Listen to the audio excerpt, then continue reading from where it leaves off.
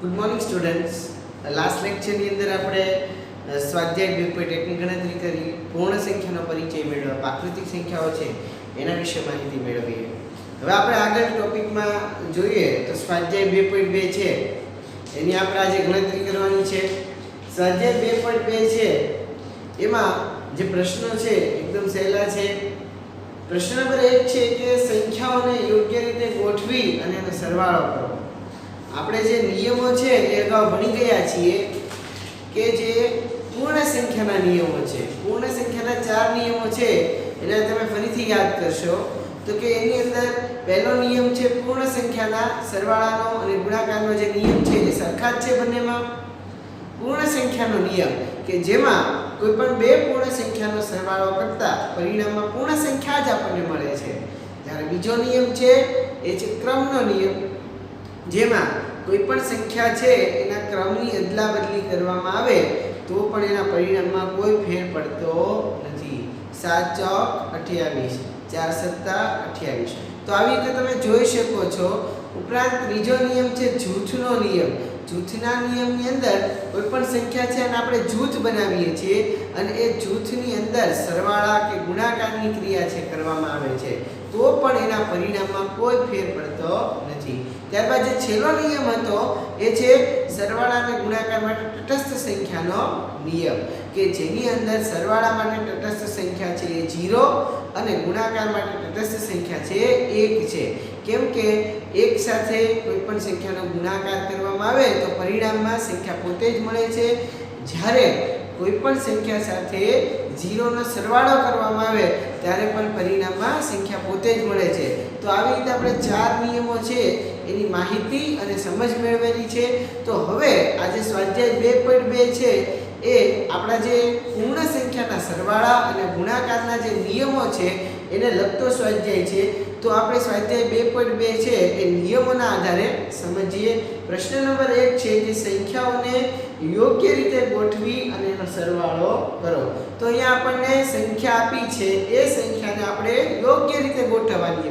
યોગ્ય રીતે ગોઠવવાની છે એટલે કે જૂથની અંદર મૂકી અને પછી આપણે એનો સરવાળો કરવાનો રહેશે. આપણે પ્રશ્ન નંબર 1 ની અંદર પહેલું છે જોઈએ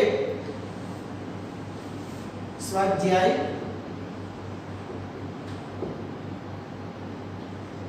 2.2.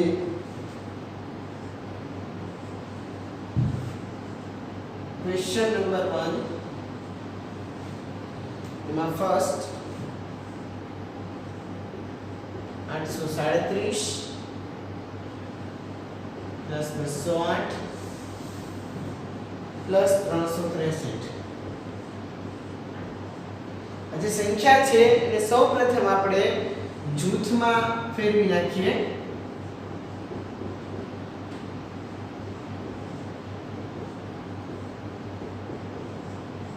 તો અહીંયા એક જૂથ બની ગયું છે 837 વત્તા 208 નું, બરાબર.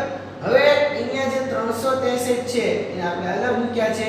સૌપ્રથમ આપણે શું કરશું તો કે આ જે બે સંખ્યા છે એનો આપણે સરવાળો કરશું અને ત્યારબાદ આ સંખ્યા સાથે આ જે જૂથ છે એનો સરવાળો કરશું. તો અહીંયા આપણે જોઈ શકીએ છીએ 837 વત્તા 208. આપણે એનો સરવાળો કરશું તો આપણને જે જવાબ છે એ મળશે 837 પ્લસ 208. 7 8 15 નો પાંચડો વધી પડી 1 અહીંયા 1045 પ્લસ 363. 1045 માં આપણે 363 છે ઉમેરવાના છે અને પણ આપણે સરવાળાની રીતે ગણતરી કરીએ. 5 ને 3 8, 6 4 10 0 વધી પડી 1 3 ને 1 4. તો અહીં આપણને જે જવાબ છે એ મળે છે 1408. તો આવી રીતે આપણે કોઈ પણ સંખ્યા આપેલી હોય એને સૌપ્રથમ જૂથની અંદર મૂકી અને જૂથની અંદર કૌંસમાં મૂક્યા બાદ એને સરવાળા કે ગુણાકારની ક્રિયા છે એ આપણે કરી શકીએ છીએ અને આપણો જવાબ છે એ મળી શકે છે. ત્યારબાદ આપણે બીજા દાખલા તરફ આગળ વધીએ.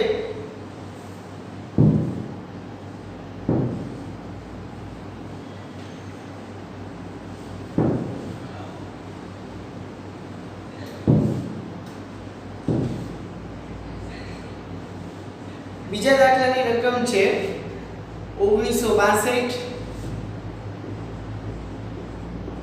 Plus 453 plus 1538 plus 647.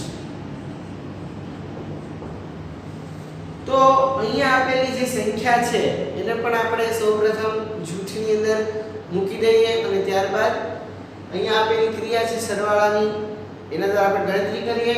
તો સૌપ્રથમ અહીંયા આપણે જૂથ છે એમાં મૂકીએ તો આવી રીતે બે જૂથ છે એમાં આપણે સંખ્યાને વહેંચી શકાય. સૌપ્રથમ આ જે જૂથ છે અને ત્યારબાદ આ જૂથ છે એને આપણે સરવાળાની ક્રિયા કરશું. 1962 પ્લસ 453 નો આપણે સરવાળો કરશું.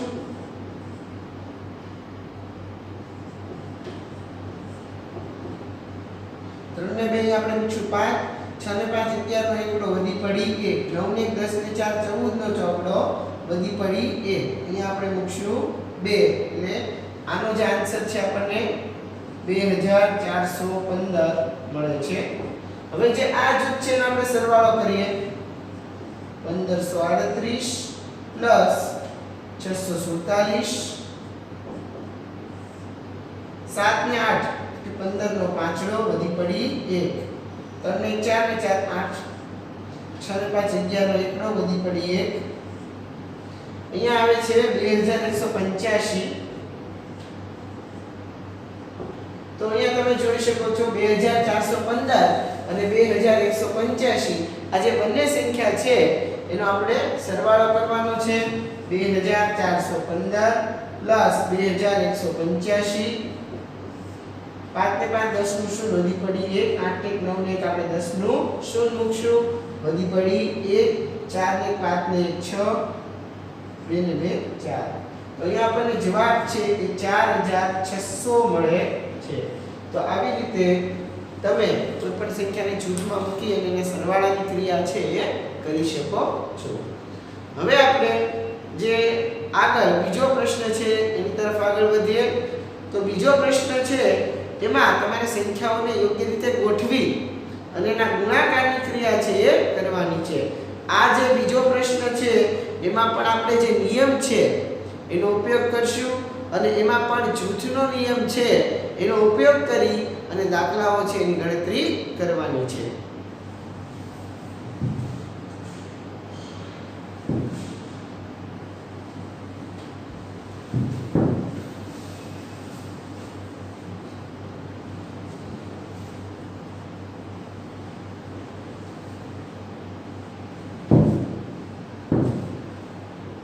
ક્વેશ્ચન નંબર 2 એની અંદર પણ સંખ્યાઓને આપણે જૂથમાં મૂકીને ગણતરી કરવાની છે. એમાં ફર્સ્ટ છે 2 ગુણ્યા 1768 ગુણ્યા 50. આ જે સંખ્યા છે એને આપણે સૌપ્રથમ જૂથની અંદર વહેંચી દઈએ. તો અહીંયા 50 ગુણ્યા 2 ક્રમના નિયમ પ્રમાણે આપણે આ જે સંખ્યા છે એને કોઈ પણ ક્રમની અંદર લઈ શકીએ છીએ. 50 ગુણ્યા 2 ગુણ્યા 1768. હવે 50 ગુણ્યા 2 બરાબર આપણે મૂકશું અહીંયા 100 ગુણ્યા 1768. હવે આ જે ગુણાકારની ક્રિયા છે એ કરવી એકદમ સહેલી બની જશે. 100 ગુણ્યા 1768 તમે કરશો તો આપણને જવાબ મળશે કે અહીંયા 100 સાથે જ્યારે ગણતરી કરવાની હોય ત્યારે આપણે આ રીતે ગણતરી કરીએ છીએ. એટલા માટે આપણો જે જવાબ છે એ મળશે 1,76,800. તો તમે આવી રીતે જે દાખલા છે એની ગણતરી કરી શકો છો. ત્યારબાદ આપણે બીજો દાખલો છે એની તરફ આગળ વધીએ. રકમ છે 4 ગુણ્યા 166 ગુણ્યા 25.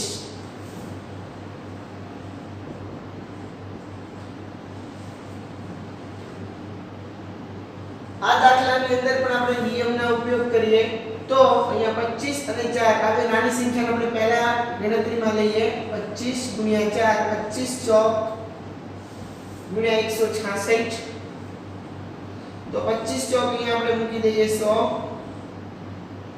એને ગુણ્યા 166 હવે 166 નો 100 સાથે આપણે ગુણાકાર કરીએ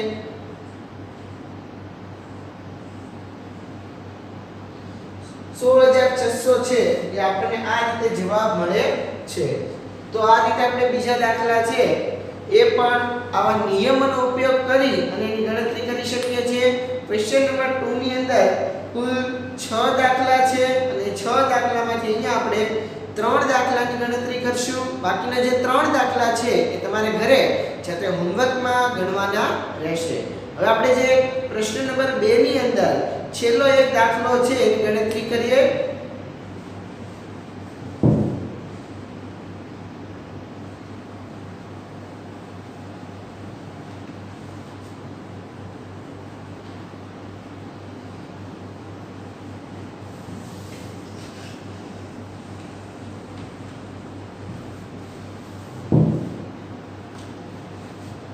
ત્રીજો દાખલો એની રકમ છે 8 * 291 * 125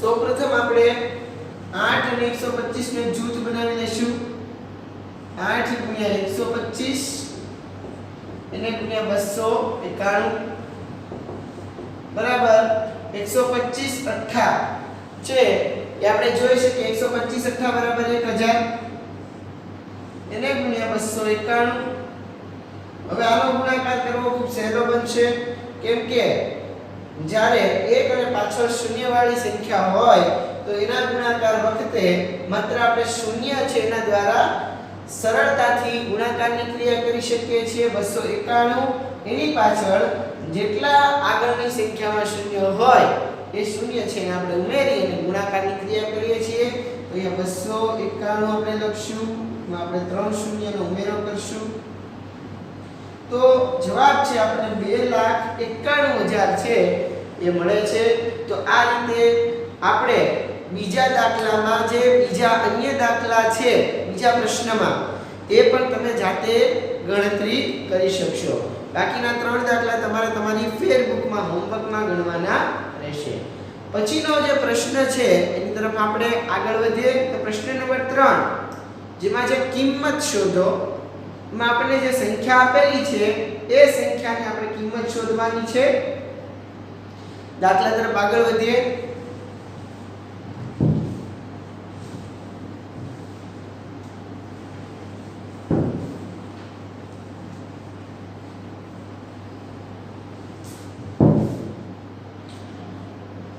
ક્વેશ્ચન નંબર 3 તેની અંદર આપણે સૌપ્રથમ ફર્સ્ટ જે છે જોઈએ 297 * 17 પ્લસ 297 * 3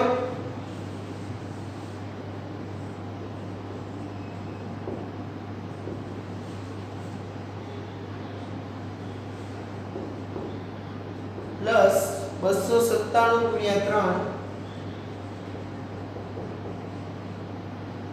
આ જે રકમ આપેલી છે એને આપણે જોઈએ તો અહીંયા જે રકમ આપેલી છે 297 * 17 અને 297 * 3 તો તમે અહીં જોઈ શકો છો રકમમાં કે 297 છે એ બંને રકમની અંદર કોમન છે તો સૌપ્રથમ આપણે 297 છે એને કોમન છે મૂકશું 297 એને ગુણ્યા અહીંયા 17 અને 3 આપેલા છે તો અહીંયા આપણે મૂકશું ગુણાકારની નિશાની અને 17 અને જે 3 છે એને આપણે પ્લસમાં ફેરવી નાખશું તો અહીંયા આ જે સંખ્યા છે એનો સરવાળો આપણે મૂકશું 20 ગુણ્યા 297 ગુણ્યા 20 બરાબર આપણને મળશે જવાબ 5940 તમે ગુણાકાર કરશો 297 ગુણ્યા 20 તમને જવાબ મળશે 5940. તો આવી રીતે આપણે કોઈ પણ સંખ્યા આપેલી હોય એ સંખ્યા છે એને કૌંસની અંદર એનું વિસ્તરણ કરી અને વિસ્તરણ કર્યા બાદ આ સંખ્યા છે એમાં આપણે ગુણાકારની ક્રિયા અને સરવાળાની ક્રિયા કરી અને એનો જવાબ છે એ મેળવી શકીએ છીએ.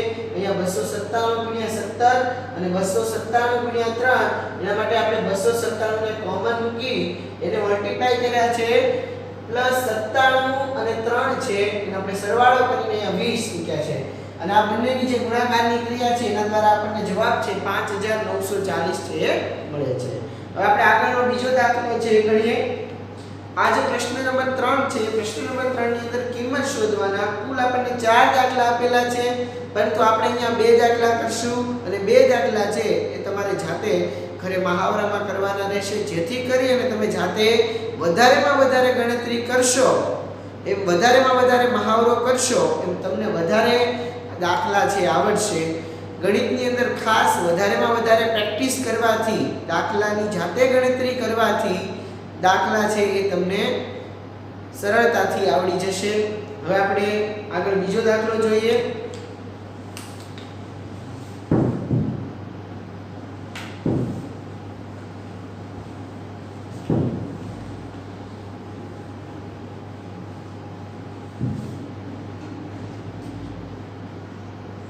ક્વેશ્ચન નંબર 3 એમાં સેકન્ડ છે 54279 એને ગુણ્યા છે 92 પ્લસ 8 ગુણ્યા 54279.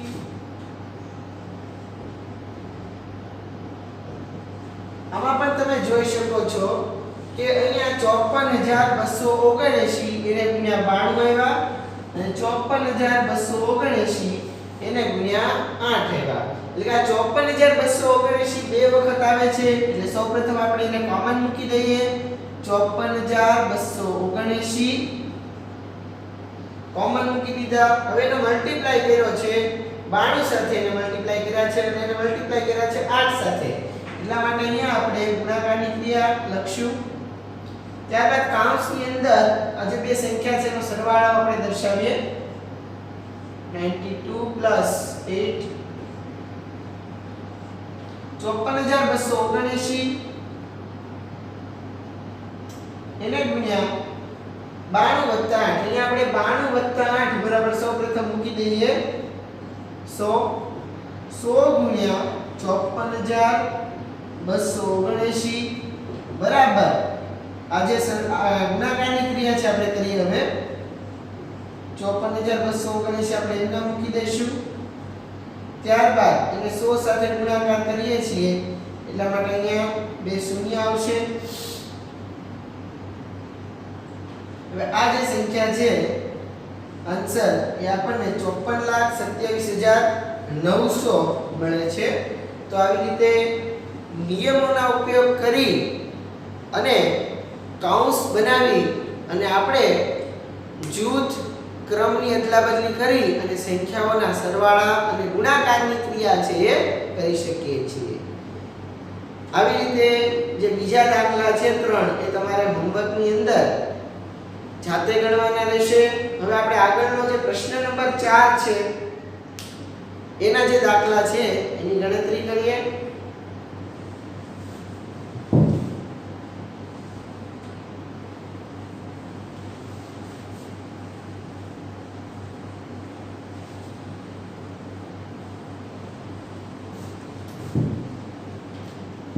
हेलो बच्चों, आज हम सीखेंगे कि संख्या रेखा यानी कि नंबर लाइन की मदद से पूर्णांक यानी कि इंटीजर्स को कैसे दर्शाया जाता है.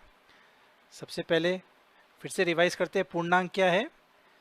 पूर्ण संख्याएं और नकारात्मक संख्या के समूह को पूर्णांक कहते हैं. और पूर्ण संख्याएं 0 भी हो सकती है या फिर 1 2 3 4 जैसे प्राकृत संख्या यानी नेचुरल नंबर्स, सभी जिन्हें हम काउंटिंग नंबर्स कहते हैं. तो इंटीजर में नेचुरल नंबर्स भी होते हैं, 0 भी होता है और नेगेटिव नंबर भी होते हैं। तो जैसा कि हमने उस कहानी में देखा था कि जब अजय का दिल सकारात्मक यानी कि पॉजिटिव था, तब उसका दिल स्वस्थ और प्रसन्न था और अजय अपने गांव की भलाई और उन्नति के लिए काम कर रहा था। इस तरह धनात्मक संख्याएं जैसे जैसे बड़ी होते जाती है, उसके मान में भी वृद्धि होती रहती है ना। जब दूसरी ओर जब अजय के दिल में नकारात्मकता यानी कि नेगेटिविटी बढ़ने लगी थी, तब वह और लालची बन गया था। वह नकारात्मक रूप से प्रभावित हुआ था। लेकिन जब अजय के दिल में नकारात्मकता बढ़ी थी, अजय का दिल संकुचित, कमजोर और दुखी हो गया था। तो बच्चों, असली लाइफ में भी जब भी नकारात्मकता बढ़ती है, स्थिति बुरी हो जाती है। तो जब ऋणात्मक नंबर यानी नेगेटिव नंबर संख्यात्मक रूप से बढ़ता है, तो इसका मान कम होता जाता है, यानी उसकी वैल्यू डिक्रीज होती जाती है। तो प्लस और माइनस साइन को हम विपरीत साइन कह सकते हैं। प्लस बढ़ोतरी को दर्शाता है, जैसे कहानी में दिल में पॉजिटिव फीलिंग आने से वह और बेहतर हो जाता है, और माइनस हानि यानी कमी को दर्शाता है। तो जैसे कि कहानी में दिल नेगेटिव होता जाता है तो यह संकुचित होता जाता है। अभी तक हमने केवल 0 से शुरू होने वाले नंबर लाइन देखी थी, लेकिन यहाँ पर 0 से पहले भी संख्याएं हैं।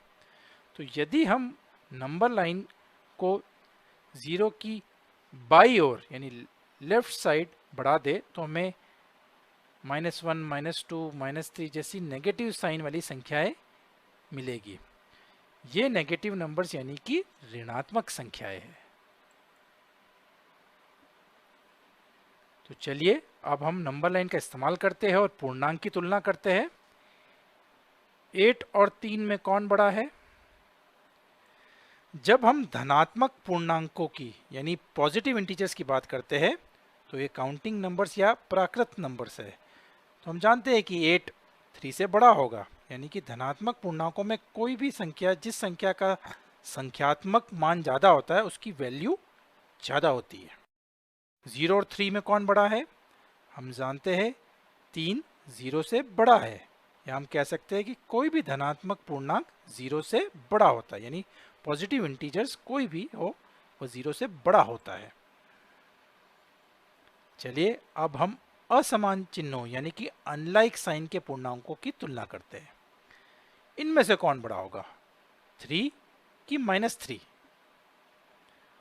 -3 एक ऋणात्मक पूर्णांक है यानी नेगेटिव इंटीजर, और 0 की बाई ओर स्थित होता है लेफ्ट साइड पर, जबकि 3 एक धनात्मक पूर्णांक है, पॉजिटिव इंटीजर है, जो 0 की दाई ओर राइट साइड में स्थित होता है।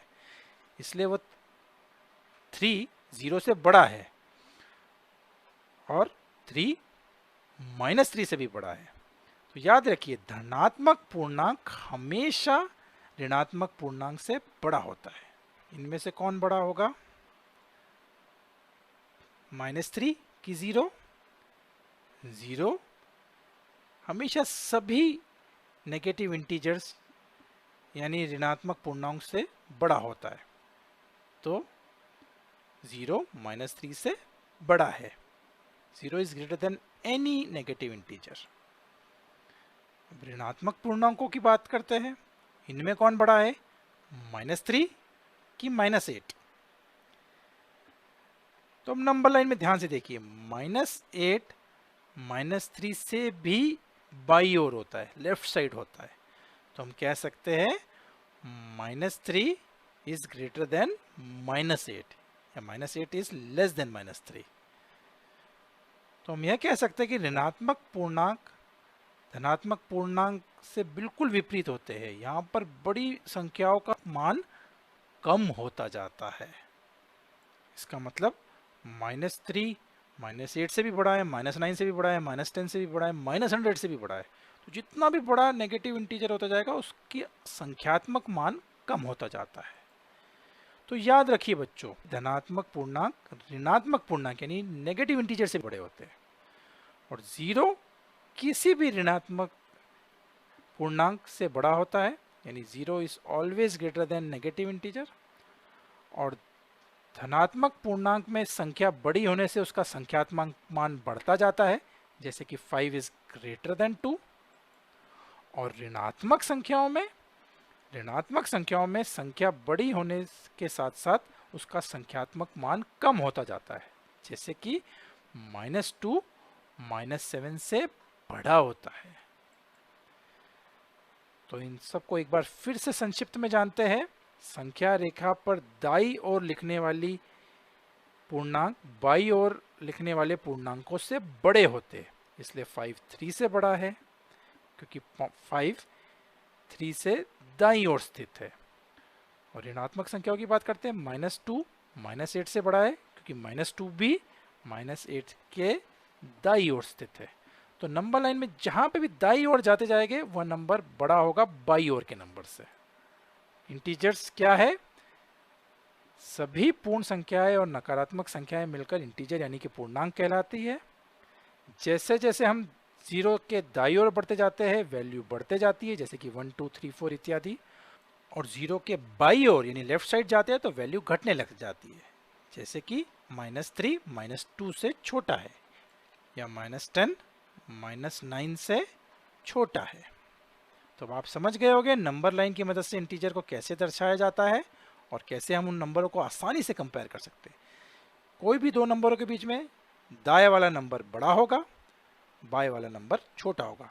राइट साइड वाला नंबर हमेशा बड़ा होगा और लेफ्ट साइड वाला नंबर छोटा होगा। बाय बाय बच्चों। ક્વેશ્ચન 4 યોગ્ય ગુણધર્મનો ઉપયોગ કરી અને ગુણાકાર શોધો। અહીંયા આપણે યોગ્ય ગુણધર્મ છે એનો ઉપયોગ કરવાનો છે। અહીંયા આપણને પહેલી જ રકમ આપી છે 738 ગુણ્યા 103।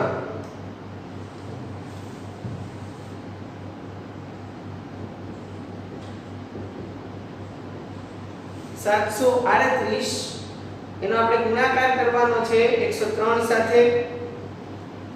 હવે 738 અને 103 ના ગુણાકાર માટે આપણે 738 લખીએ, એને ગુણ્યા 103 છે તો આપણે 103 નું વિભાજન કરીએ, 100 + 3 બરાબર 103 થશે।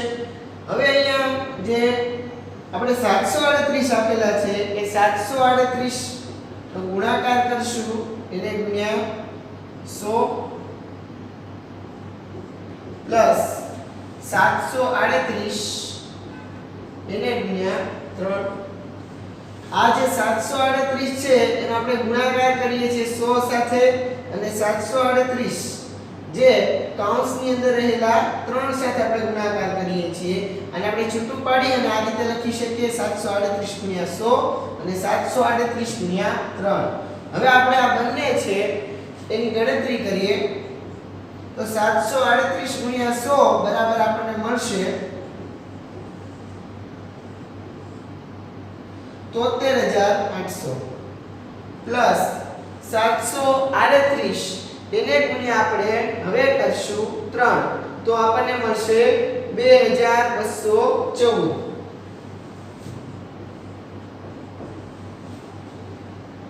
હવે આ જે બંને જવાબ મળ્યા છે એને આપણે સરવાળો કરશું 73800 પ્લસ 2214। અહીંયા આપણે 4 મૂકશું, અહીંયા 1 મૂકશું, 8 ને 2 10 નું 0 વધી પડી 1, 3 ને 2 5 ને 1 અહીંયા આપણે મૂકશું 6 અને અહીંયા 7। 76014 આપણને આન્સર જે મળે છે 76014 છે એ મળશે। તો આવી રીતે આ દાખલાની અંદર આપણે જે સંખ્યા આપેલી છે એ સંખ્યા છે એમાં જે બીજી સંખ્યા છે એનું આપણે સૌપ્રથમ વિભાજન કર્યું। આયા જે નિયમ છે વિભાજનનો નિયમ છે એ લાગુ પડશે। સંખ્યાનું વિભાજન કર્યું માં 103 છે એટલે 100 + 3 મૂક્યા। હવે 738 એને ગુણ્યા 100, 738 એને ગુણ્યા 3, અહીંયા બરાબર વચ્ચે પ્લસની નિશાની મૂકી। 738 ગુણ્યા 100 બરાબર 73800 પ્લસ 738 ગુણ્યા 3 બરાબર 2214।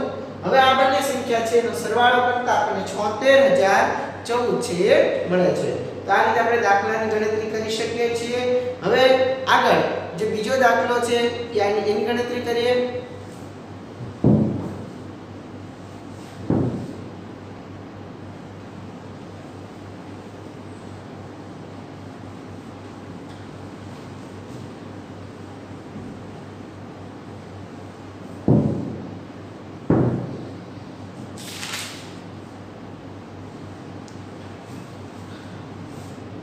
આઠસો 54 ગુણ્યા 102. આ જે દાખલો છે એમાં પણ આપણે નિયમ છે વિભાજનનો ગુણધર્મ જે છે એનો ઉપયોગ કરશું. તો સૌપ્રથમ 854 એને ગુણ્યા આપણે 102 છે એના ભાગ પાડી દઈએ, વિભાજન કરીએ. 100 + 2 બરાબર 854 એને ગુણ્યા 100 પ્લસ 854 ગુણ્યા 2 એ 854 ગુણ્યા આપણે 100 કરીએ 85400 અને 854 એને ગુણ્યા આપણે 2 કરશું તો આપણને મળશે 1708. હવે આ જે બે સરવાળાની ક્રિયા છે એ આપણે કરશું 85400 પ્લસ 1708 8 0 4 ને 7 આપણે મૂકશું 11 નો એકડો વધી પડીએ 5 1 6 1 7 ને 8 87108. તો જે આપણને આન્સર છે 87108 છે મળે છે. હવે આ જે પ્રશ્ન છે ક્વેશ્ચન છે પ્રશ્ન નંબર 4 એની અંદર પણ કુલ 4 દાખલા આપેલા છે. હવે એ 4 દાખલામાંથી આપણે અહીંયા કુલ 2 ની ગણતરી કરી. બાકીના 2 દાખલા છે એમાં પણ તમને આપેલી જે રકમ છે એનું તમે વિભાજન કરી અને દાખલાની ગણતરી કરી શકશો. આપણે ઓરલી ખાલી કહી દઉં છું તમને અત્યારે કે 258 ગુણ્યા 1008 છે.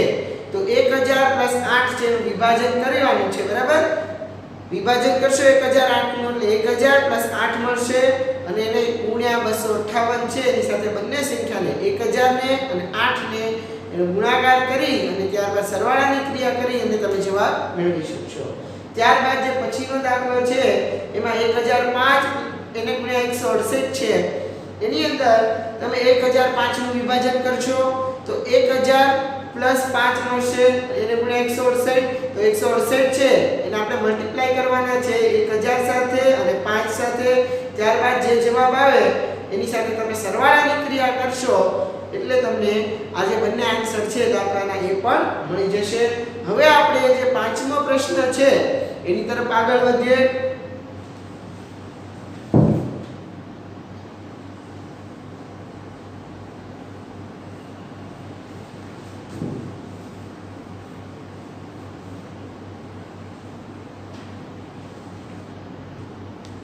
હવે આપણે પાંચમા દાખલાની ગણતરી કરીએ તો પાંચમા દાખલો છે એની સૌપ્રથમ આપણે રકમ છે એને સમજી લઈએ, ત્યારબાદ ગણતરી કરશું. તો કે કોઈ ટેક્સી ડ્રાઈવરે પોતાની ગાડીની પેટ્રોલની ટાંકીમાં સોમવારે 40 લીટર પેટ્રોલ પુરાવ્યું, બીજા દિવસે તેણે ટાંકીમાં 50 લીટર પેટ્રોલ પુરાવ્યું. જો પેટ્રોલની કિંમત ₹65 પ્રતિ લીટર હોય તો તેણે પેટ્રોલ ઉપર કેટલા રૂપિયા ખર્ચ કર્યા? ફરીથી સમજીએ. ટેક્સી ડ્રાઈવરે પોતાની જે ગાડી છે એની અંદર જે પેટ્રોલની ટાંકી હોય એમાં સોમવારે 40 લીટર પેટ્રોલ પુરાવ્યું છે અને બીજા દિવસે સોમવારે બીજા દિવસે મંગળવારે જશે, બીજા દિવસે એને ટાંકીમાં 50 લીટર પેટ્રોલ પુરાવ્યું. એક દિવસે 40 લીટર, બીજા દિવસે 50 લીટર. જો પેટ્રોલની કિંમત ₹65 પ્રતિ લીટર હોય, 1 લીટરના ₹65 હોય તો એને પેટ્રોલ ઉપર કેટલા રૂપિયા ખર્ચ કર્યા? તમે મગજ છે એથી તાર્કિક ખ્યાલ મેળવશો એટલે તમને તરત જ ખબર પડી જશે કે અહીંયા આપણે 40 અને 50 નો સરવાળો કરશો એટલે આપણને મળી જશે અહીંયા 90, કેમ કે સોમવારે 40 લીટર અને મંગળવારે 50 લીટર. સૌપ્રથમ આપણે સરવાળાની ક્રિયા કરશું એટલે આપણને મળશે 90 લીટર. હવે એ જે 90 લીટર છે એ આપણે મળી ગયા બાદ 1 લીટરની કિંમત આપણને આપી છે ₹65. તો આપણે 65 * 90 ગુણ્યા 90 કરવા પડશે, કેમ કે 65 રૂપિયા 1 લીટર પેટ્રોલની કિંમત છે અને ખરીદવામાં આવ્યું છે 90 લીટર પેટ્રોલ. તો 65 રૂપિયા એને ગુણ્યા 90 લીટર બરાબર આપણને જે જવાબ મળશે એ આપણે મેળવીએ. સોમવારે 40 લીટર,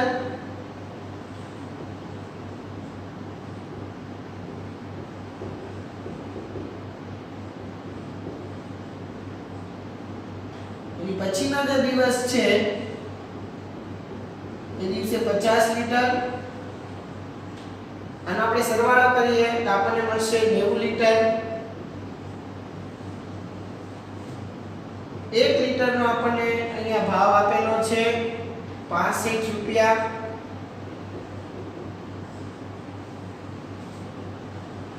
તો અહીંયા આપણે ગુણાકારની ક્રિયા કરશું. 1 લીટરના 65 રૂપિયા તો 90 લીટરના રૂપિયા કેટલા? 9 પંચા 45 નો પાંચડો વધી પડી અહીંયા 4 6 નવા 9 6 54 54 ને 4 આપણે મૂકશું 58 5850 છે એ આપણે જોઈ શકીએ છીએ. ટેક્સી ડ્રાઈવરે કુલ 5850 રૂપિયાનો ખર્ચ કર્યો. તો આ જે જવાબ છે 5850 ટેક્સી ડ્રાઈવરે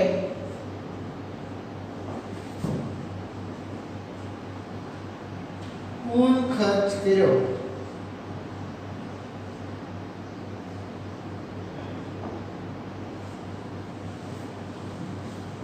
ત્યાર પછીનો દાખલો છે એને આપણે સમજ મેળવીએ.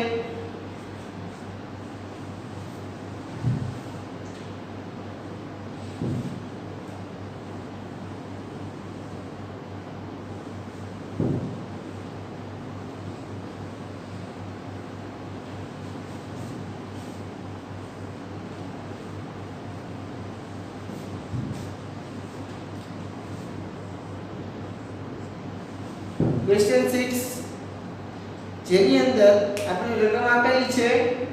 કોઈ દૂધવાળો એક હોટલમાં સવારે 32 લીટર દૂધ આપે છે અને સાંજે 68 લીટર દૂધ આપે છે.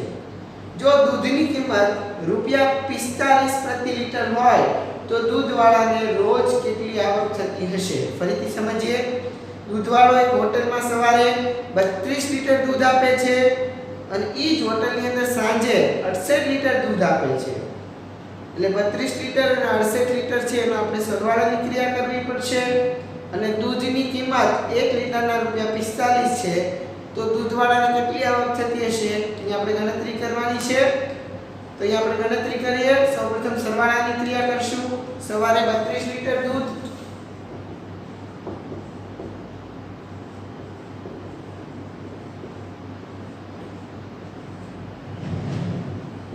સાંજે 68 લીટર દૂધ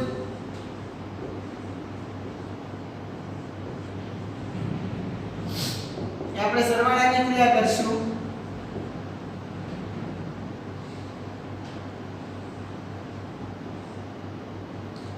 આપણને અહીંયા 100 લીટર દૂધ મળે છે. સવારે અને સાંજે જે દૂધ છે એ વેચવામાં આવે છે તો એની અંદર આપણને કુલ જે દૂધ છે એ 100 લીટર દૂધ મળે છે.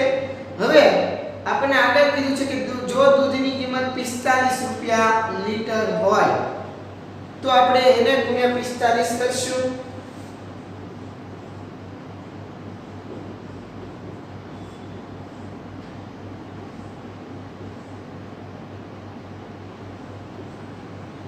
પાંચ 0 0 5 0 0 5 4. તો અહીંયા આપણે 4500 છે એ મેળવી શકીએ છીએ. તો આવી રીતે દૂધવાળાને રોજ ₹4500 ની આવક થતી હશે.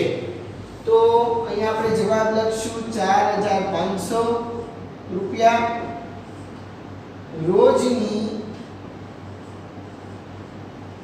દૂધવાળાની આવક છે એ આપણે 4500 ગણી શકીએ છીએ. હવે આગળ આપણે નેક્સ્ટ છે સાતમો દાખલો છે એની ગણતરી કરીએ. સાતમો દાખલો છે એની અંદર યોગ્ય જોડકા જોડો. ખૂબ સહેલો છે. આપણે સાતમા દાખલાની ગણતરી કરીએ.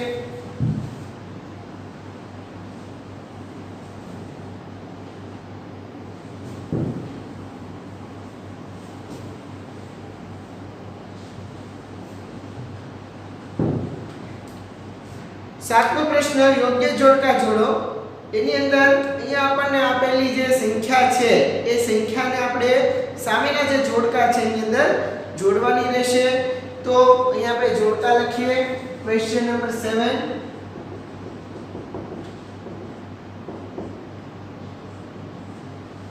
ફર્સ્ટ સંખ્યા આપેલી છે 425 ગુણ્યા 136 બરાબર 425 ગુણ્યા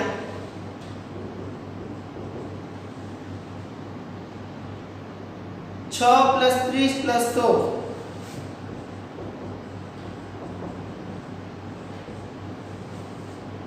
બીજી જે રકમ છે જોઈએ 2 × 49 ગુણ્યા 50 બરાબર 2 × 50 ગુણ્યા 49. ત્રીજી રકમ જોઈએ 80 + 2005 + 20 બરાબર 80 + 20 + 2005. હવે આ જે ત્રણ જે આપણને રકમ આપેલી છે એની સામે આપણને ક્રમનો ગુણધર્મ, ગુણાકારના ક્રમનો ગુણધર્મ, ત્યારબાદ સરવાળાના ક્રમનો ગુણધર્મ અને ગુણાકારનું સરવાળા ઉપર વિભાજન, આ ત્રણ ઓપ્શન આપેલા છે ABC. એ આપણે અહીંયા લખશું. પહેલું છે ગુણાકારનો ક્રમનો ગુણધર્મ, ટૂંકમાં લખશું ગુણાકાર ક્રમ ગુણધર્મ જે છે બરાબર. ત્યારબાદ આપણે B એની અંદર લખશું સરવાળાના ક્રમનો ગુણધર્મ.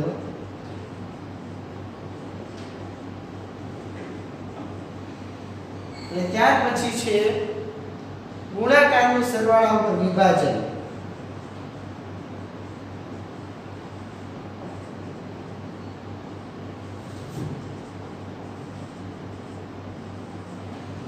તો અહીંયા જે રકમ આપેલી છે એના દ્વારા આપણે જોઈ શકીએ છીએ 425 ગુણ્યા 136 બરાબર 425 ગુણ્યા અહીંયા આ જે 136 છે એનું આપણે વિભાજન કરીને આપેલું છે 6 + 30 + 100 100 + 30 એટલે 130 + 6 એટલે આ જે નિયમ છે એ આપણને ગુણાકારનું સરવાળા પર વિભાજન સૂચવે છે. એટલે પહેલાની અંદર આપણે આન્સરની અંદર લખશું C. ત્યારબાદ જે બીજું છે 2 × 49 × 50 બરાબર 2 × 50 × 49. અહીંયા ગુણાકારની ક્રિયા આપેલી છે અને ક્રમની અંદર તમે અદલા બદલી જોઈ શકો છો. ક્રમ છે ફેરવાઈ ગયો છે તો અહીંયા ગુણાકારના ક્રમનો ગુણધર્મ છે એટલા માટે આપણે લખશું આન્સર A. ત્યારબાદ ત્રીજું 80 + 2005 + 20 બરાબર 80 + 20 + 2005. અહીંયા પણ સરવાળાની અંદર ક્રમ છે એની એટલા બદલી જોવા મળે છે એટલા માટે તમે કહી શકશો કે આ સરવાળાના ક્રમનો ગુણધર્મ છે. એટલે આ જે જોડકું છે એ આપણે જોડશું B સાથે. તો આવી રીતે પહેલા સામે C એટલે કે ગુણાકારનું સરવાળા ઉપર વિભાજન, ત્યારબાદ બીજું છે એની સામે A અને ત્રીજા સામે આપણે B જવાબ છે મેળવી શકીએ છીએ. હવે તમારા હોમવર્કની અંદર આજે આપણે જે સ્વાધ્યાય 2.2 ની ગણતરી કરી એ 2.2 ની ગણતરીના બધા જ દાખલા છે એ તમારી ફેરબુકની અંદર ગણવાના રહેશે. જાતે ગણજો અને વધારેમાં વધારે મહાવરો પ્રેક્ટિસ કરજો, જેથી કરી અને તમને આ બધા દાખલા છે એ જાતે ગણતા આવડી જાય. અત્યારે બસ આપણે એટલું જ બાકીનું છે એ આગળના લેક્ચરમાં ભણશું. આભાર. आओ हम मल्टीप्लिकेशन सीखें और एडिशन को दोहराएं.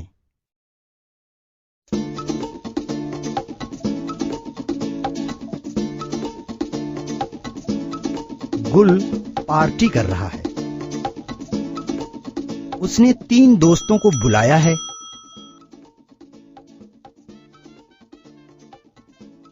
वो पार्टी में अपने हर एक दोस्त को 3 केले खिलाना चाहता है, लेकिन गुल को समझ में नहीं आ रहा है कि अपने दोस्तों के लिए उसे कुल कितने केले लेने चाहिए.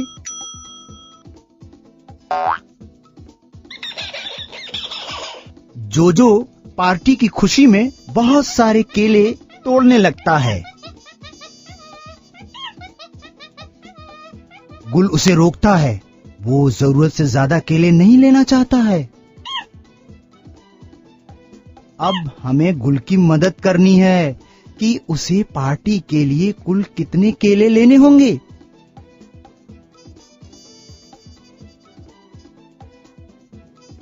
पार्टी में 4 दोस्त होंगे.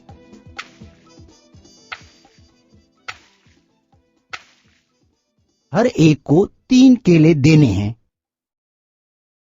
तो 3 केले टोटा के लिए, 3 केले जोजो के लिए, 3 केले थर्ड के लिए और 3 केले गुल के लिए.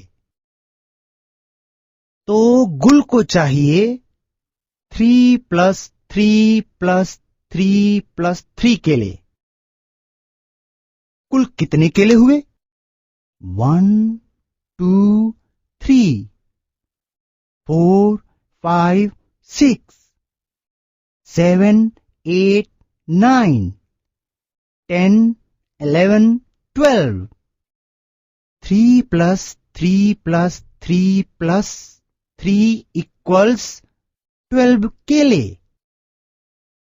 गुल को पार्टी के लिए 12 केले लेने होंगे. हम 3 + 3 + 3 + 3 = 12 को दूसरी तरह से भी समझ सकते हैं. हर एक के पास 3 केले हैं और 4 दोस्त हैं. तो कुल मिलाकर 4 बार 3 केले. 4 बार 3. इसे हम 4 × 3 कहते हैं, या फिर हम इसे 4 × 3 भी कह सकते हैं. ये भी कुल मिलाकर 12 हैं. इस प्रकार हमने देखा कि 3 + 3 + 3 + 3 को 4 × 3 भी कहते हैं. 4 × 3 का हिसाब लगाने का एक और तरीका है. आओ उसे देखते हैं. गुल को एक दोस्त के लिए 3 केले चाहिए. इसे 1 × 3 कहते हैं. उसे दूसरे दोस्त के लिए 3 और केले चाहिए. इसे हम 2 × 3 कहते हैं.